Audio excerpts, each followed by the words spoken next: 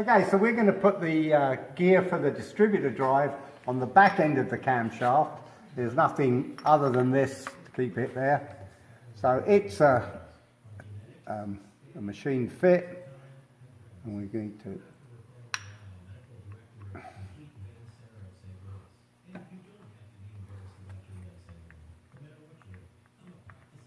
push it on. There we go. Got a couple of bolts and lock tabs.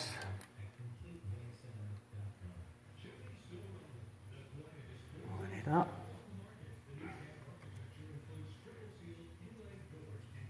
Make sure the lock tab goes in the hole.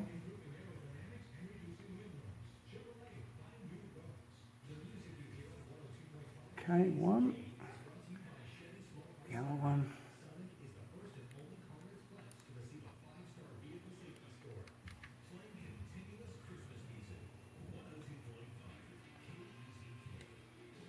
So we've got the lock tabs on, we've got the bolts in. Of course, the camshaft's spinning beautifully, but we're going to put the front gear on before we tighten and do the lock tabs up. So bear that in mind.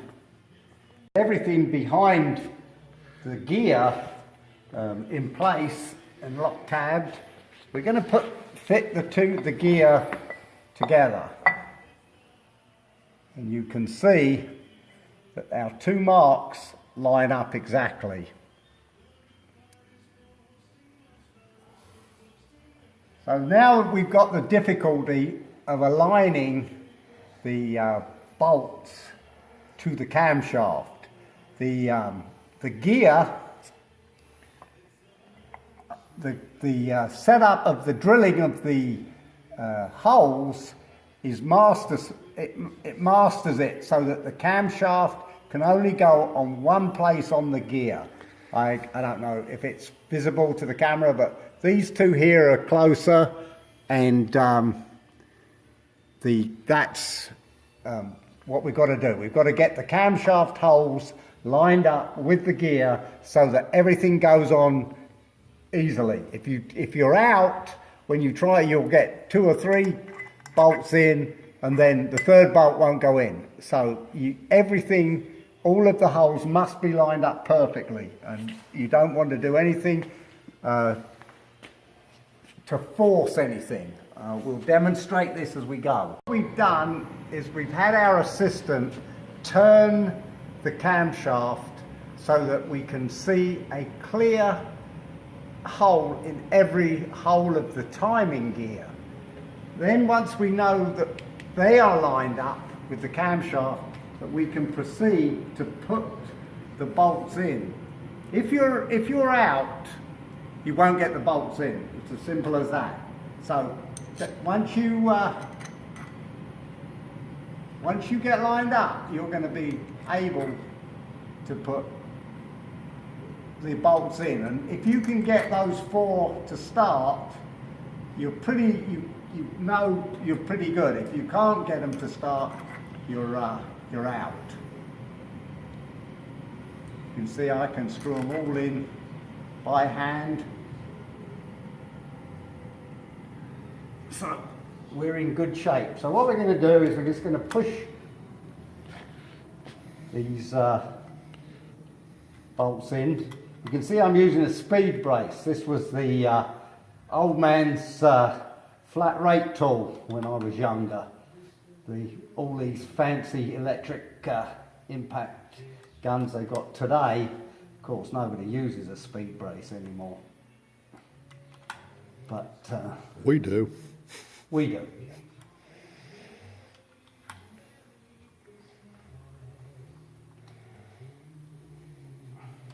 Oh. So all of these bolts are just 1/4 bolts. So even with a setup like this, they're quite easy to stretch. You would only be running about 10 foot-pounds for 1/4 bolt, so don't overdo it. Don't go more than you need to. Just keep going round and round, because if there's any offness You want to make sure that the timing gear is flat to the camshaft. So I've got to the point where I feel everything is tight.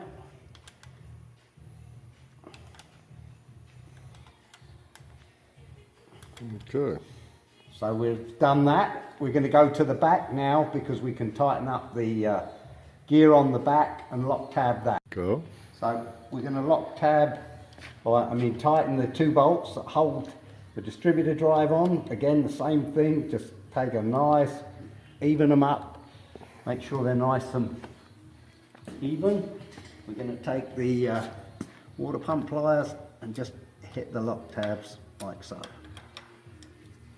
Go. So we're going to put the push rods in, and it's important to check that the push rods are clean all the way through. The best thing to do is to check the holes are clear and then just put a bit of air and test them that way. Putting the push rods in is pretty easy at this point because you can see that they've gone into the lifter. Oh, don't put the rest of those in yet, Ralph. Blow through them. You haven't blown through them? No, no, I ran a paper clip in them to clear the ends. Then I turned your compressor on. Go. So we're going to put each push rod in, make sure it fits into the camshaft follower or the lifter, whatever you want to call it. So we're putting on the oil pump. There's a couple of things to think about with the oil pump. And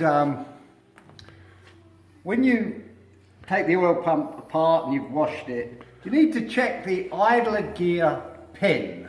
You need to take the gear off and check the pin, and you'll find if it's worn badly, there's a big scuff, and you can take the idler gear and you'll be able to wiggle it on the pin. And if that's the case, you really need to do something with either replace the pin that comes up here and the bushing in the gear.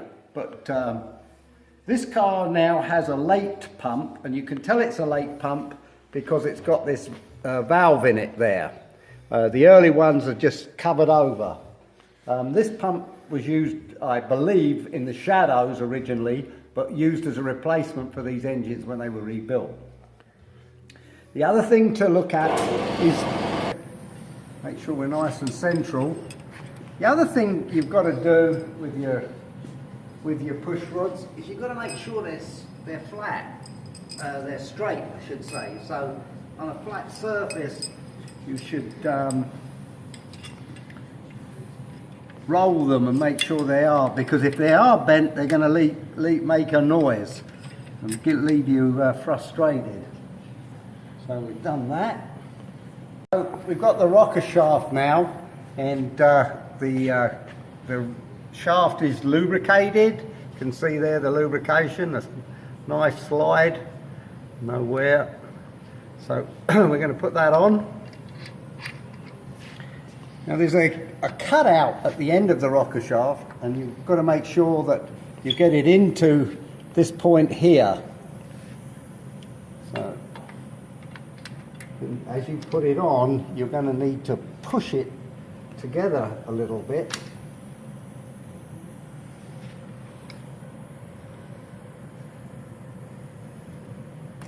Like so. Now we've gone down. And I'm going to get my speed brace, and I'm going to do the center, and it's a bit like we explained in the cylinder head. You do the center one up all the way, and then you go to the next one,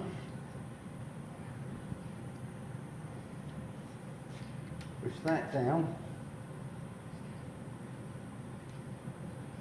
so you're working out the end of the rocker shaft.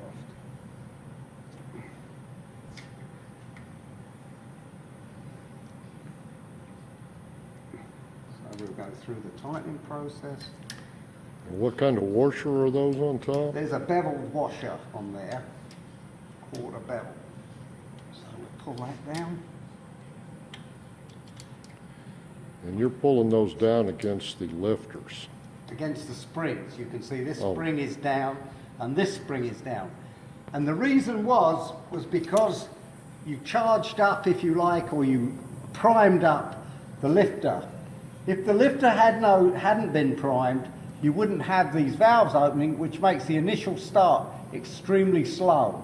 So by having the the camshaft followers or the lifters primed, it causes the valves to work properly initially. Okay, go. So we put our spacer ring on, which spaces the timing gear to the oil pump drive. So that's on. We've got a Woodruff key in there. So this is the drive for the oil pump. We've then got the two flingers or things to stop the oil being driven at the timing cover. That's what these are for. Two shields there to keep the oil out of the away from the front cover. Then you've got a washer, and then you've got your nut. And this is a left-hand thread, so you go on backwards, as they say.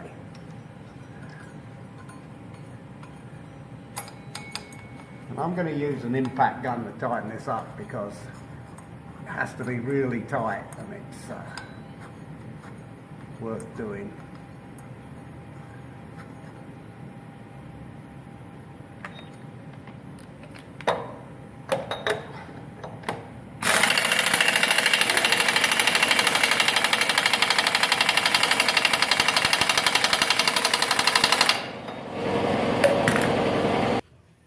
But as I say, you really need to get this tight. And the difficulty you're going to have is that the engine's going to rotate once I get to that point. So what I like to do is I like to use an impact gun. As bad as that sounds, in the old days they used to have a hammer type arrangement long ago. But in this day and age, an impact gun is your best friend in this point, because it will rotate the nut without making the whole of the engine mechanism turn over. Even though you don't like to have that on the video. Here we go. Hello. How are you? We just got some visitors. How's it looking here? Really good. You should sit. Oh, is it recording?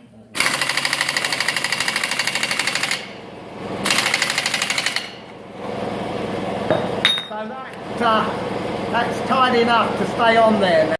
So we're putting on the oil pump. There's a couple of things to think about with the oil pump. And when you take the oil pump apart and you've washed it, you need to check the idler gear pin. You need to take the gear off and check the pin, and you'll find if it's worn badly, there's a big scuff, and you can take the idler gear and you'll be able to wiggle it on the pin. And if that's the case, you really need to do something with either replace the pin that comes up here and the bushing in the gear. But this car now has a late pump, and you can tell it's a late pump because it's got this valve in it there. The early ones are just covered over. This pump was used, I believe, in the Shadows originally, but used as a replacement for these engines when they were rebuilt. The other thing to look at is the drive gear. Make sure that these haven't gone too thin. If they've gone thin, you need to change the drive gear, because otherwise this is going to fail at some point. Maybe quite a ways down the road, but certainly you don't want the oil pump to fail. The other thing to do is to put a good amount of the engine building fluid in there, so that when the pump starts to turn on the initial startup, it can draw the oil. So what we do is we have a modern gasket and the two spacers. We're going to put the spacers into the oil pump housing there. 1, 2. They're not really spacers, they're dowels to hold the pump stationary. So we're going to put the gasket on there. We've got the dowels. We're going to swing it in here, like so, making sure the gasket stays on there. See that pushed that out a bit, so we got to make sure we go in there. So we're going to put the dowel pin's gone in there now. We check the now the other dowel pin's gone in. Where the dowel pins are, there's no washers on the bolts. They just slightly longer bolts than the bottom one. Put those in there. And there's the bottom one, you can see the flat washer. Put that one in. And I'm going to use my speed brace to put those on. Go. Okay, so I'm tightening up the bolts, making sure everything goes in nice and flat. So, go around. As I said previously in the video, you don't need to go silly with a quarter bolt, you just need it to be tight. So that's that. We're going to put on the pickup pipe, and we're going to change the O-ring, or put a new O-ring on there. We've also put a new O-ring in the bottom of the pump here too, and that's important that you change the O-rings when you change on a job like this, because the O-rings go extremely hard. So like I said, we replaced the O-ring in this hole here and put a new O-ring in there. I think you can probably see that. So we're going to take the pipe, which is the feed to the crankcase. Should you put a little grease on that first? Yeah, I put a little grease on there, a little bit of lubrication, and there's lubrication on the other one. So I'm going to put that in there.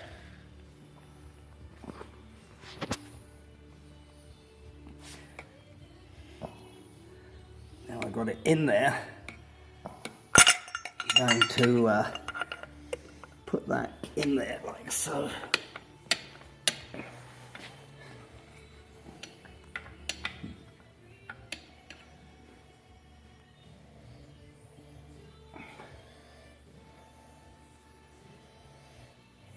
Go ahead. So we've got the pipe into the pump, and this O-ring here seals in the block. So let's give that a gentle tap. Maybe we'll use that. And then there's a rubber pad in the timing cover that keeps this in. Well, we're going to put the timing cover on now. We've chosen to use the Permatex Ultra Black as our gasket maker, or sealant. It's pretty good. It holds the thing, and the problem over the years is they come out with so many different things. You sometimes wonder what's better than that. I don't know. I guess it's trial and error. If there's something better out there, you're going to use it. But used to use a product. Can't even remember the name of it now. It's not available anymore anyway. But anyway, since yesterday we've got the studs in the head for the exhaust manifolds. Steve put those in last night, and we're going to continue on and try and finish this engine up today. So That was a snap-on stud driver I've used for that. We've shown you in videos lots of studs going in, so I didn't think you needed to see those. Problem with this black stuff is when you put the mating surface on, it's going to ooze out. You're going to spend some time cleaning it up, but hopefully you can keep the oil in the engine, and be nice. Being a British engine, it's always nice when you can keep the oil inside the engine. Go. So I made mention of this yesterday. When we put the oil pipe in, I said there was a black rubber plunger, or bumper, I guess is the right word, that goes in there inside the timing cover. And what that does, it keeps some pressure on that oil pipe. So it's pretty important to have that there. The timing cover has 2 locating dowels that you must have in also, which will centralise the cover to the crankcase block. So hopefully they will keep it where we want it. But once we know this, and there's several different lengths of bolts in this cover, but it's pretty straightforward. You can see right there that you need long ones, and on the other side you can tell you need shorter ones. The length of the bolts are all in the standard part listing. That is, you look at the part number up, which is generally the UA number, and you can determine the exact length of every bolt in the engine, which is pretty nice. I thought in the Cloud 1 manual too they had a nice index of the lengths. Yeah, they call it the standard parts. That they have the listing of all of the standard bolts, which is, as I say, are UA bolts. If they put a special bolt in, then they'll change the listing, the number. But I think Steve's given me the wrong. I may have given you the wrong bolt. Given me a wrong bolt here. So that one's longer. Maybe that goes in there. That looks better. As I said earlier, the bolts are all different lengths, so you need to determine which one. You don't have the dowel pulled in on that side. Oh, okay. Sticking out a little. Okay. Okay, so we're going to fit the water pump housing onto the crankcase. We've offered the foam strip that seals the two. We've got the O-rings on there, and we're going to offer it up like so. Pick up our holes if we can. Because you have to push down against the foam strip.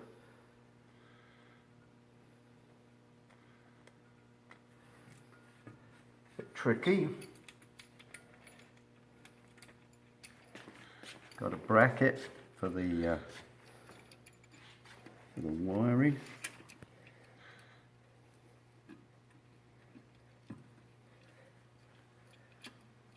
So we come down to the bottom.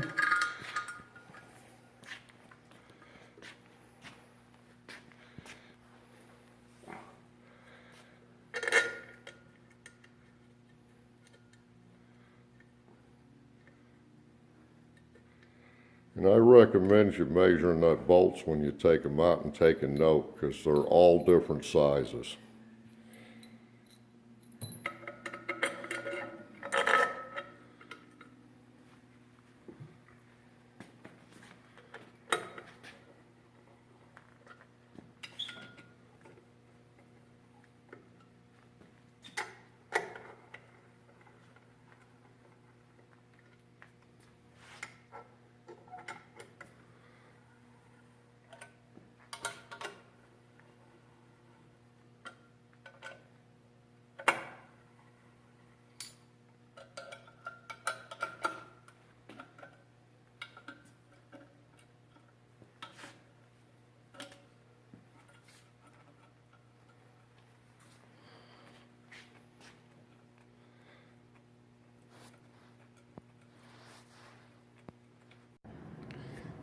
Ready? Yeah.